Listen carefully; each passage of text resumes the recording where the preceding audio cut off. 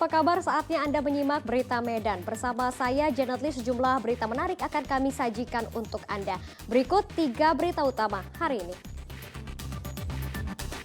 Seorang pendeta ditembak orang tak dikenal di rumahnya di Kecamatan Galang, Kabupaten Deli Serdang.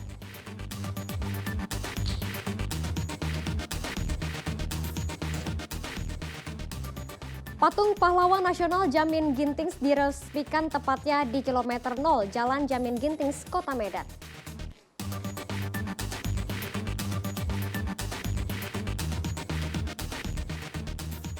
Sebanyak 300 dosis vaksin PMK mulai disuntikan ke sapi milik warga di Kabupaten Serdang Bedagai.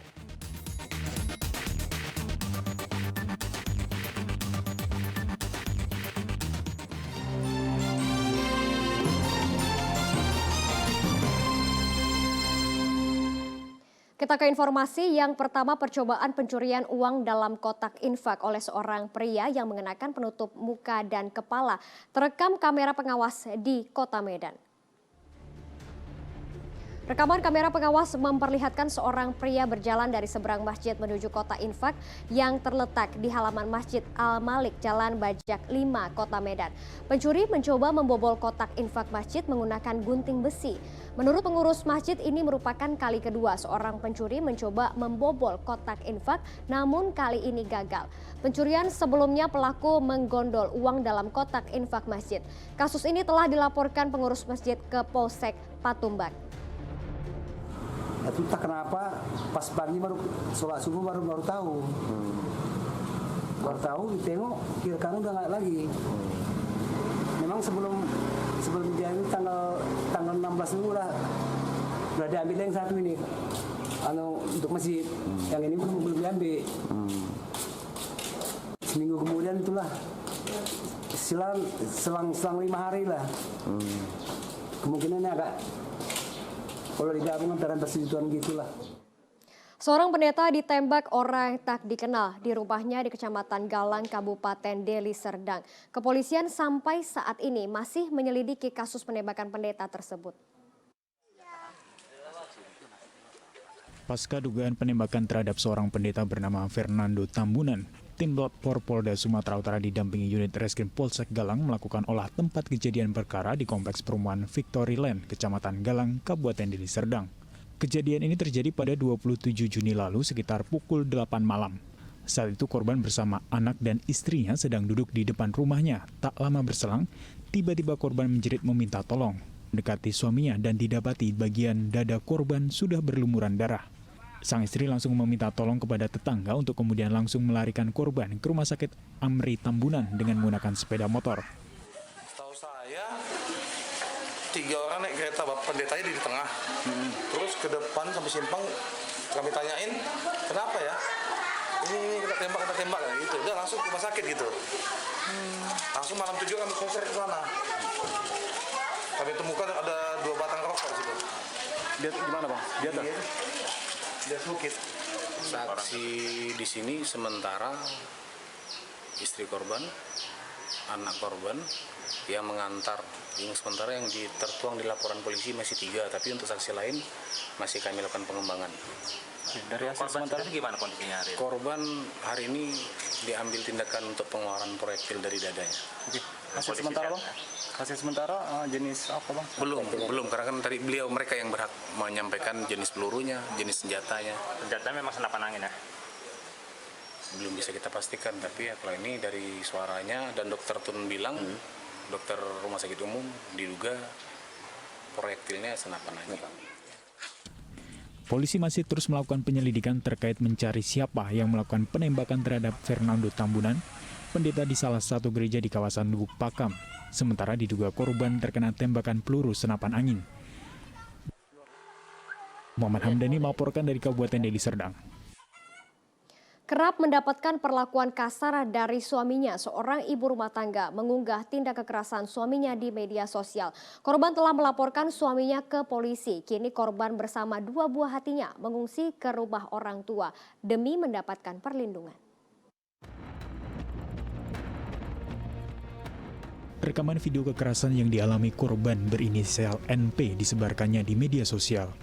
Ibu dua anak ini mengaku terpaksa memilih media sosial sebagai upaya terakhir atas permasalahan rumah tangganya. Ia mengaku telah kehabisan akal menghadapi tingkah laku suaminya J. Teranyar, korban mengaku dianiaya pada 25 Juni lalu. Bahkan seorang anak buah hati keduanya ikut serta menjadi korban penganiayaan ayahnya. Menurut korban, perilaku tangan besi suami terhadap keluarga telah berlangsung lama.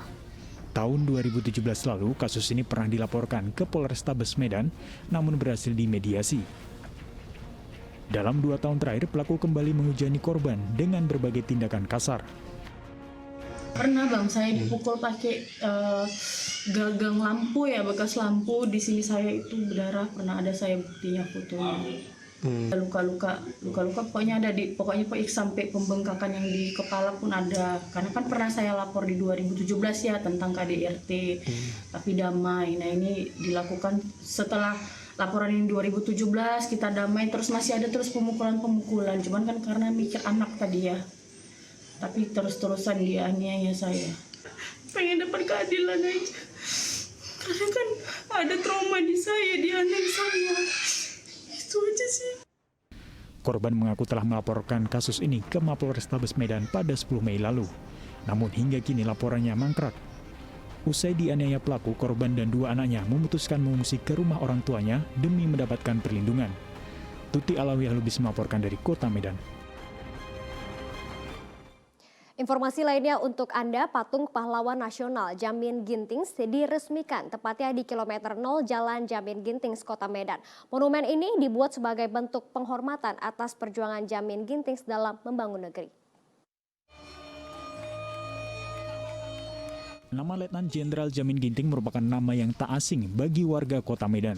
Sebab namanya diabadikan sebagai nama jalan sepanjang lebih kurang 80 km, mulai dari Kelurahan Padang Bulan, Kota Medan, hingga ke Kabanjai, Kabupaten Karo. Jalan Jamin Ginting diklaim menjadi ruas jalan terpanjang di Indonesia. Jamin Ginting lahir di Tanah Karo pada tahun 1921, merupakan tokoh perjuangan kemerdekaan dari Pulau Sumatera melawan penjajahan Belanda. Jamin Ginting diyakini memiliki tempat khusus di hati rakyat, terlebih bagi warga Kabupaten Karo. Tahun 2014, Presiden Joko Widodo menganugerahi gelar pahlawan nasional kepada Letnan Jenderal Jamin Ginting. Sebagai bentuk penghormatan atas perjuangan serta mengenang semangat Jamin Ginting, Wali Kota Medan meresmikan monumen berupa patung Jamin Ginting dalam pose berdiri tegak dan tangan pada posisi hormat. Perjuangan, masa mempertahankan kemerdekaan, semangat untuk mempertahankan kemerdekaan itu semuanya sama.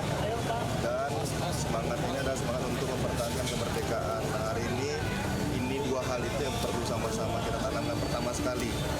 Karena konsep gerakan apapun, kalau 2 ini sebagai pedomannya ini akan memajukan bangsa dan negara khususnya Kota Medan.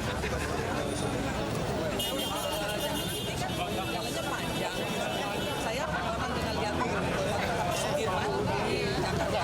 Saya bilang sama ibu saya waktu masih hidup, kita buat patung di Jalan Jamin Ginting, tapi Jalan Jamin Ginting nggak ada trotoar, jadi nggak bisa sampai kemarin itu. Tiba-tiba ini kosong. Saya bilang kenapa nggak di sini? Saya izin sama lurah sama apa, terus kita ke wali kota, sehingga langsung diizinkan. Pembuatan patung ini telah direncanakan semasa sang ibu masih hidup. Berkat kerjasama dengan pemerintah Kota Medan, patung Jamin Ginting mendapatkan lokasi strategis, tepat berada di pangkal ruas jalan Jamin Ginting. Hadirin beri tepuk tangan yang meriah untuk Wali Kota Medan. Tuti Alawiyah Lubis melaporkan dari Kota Medan.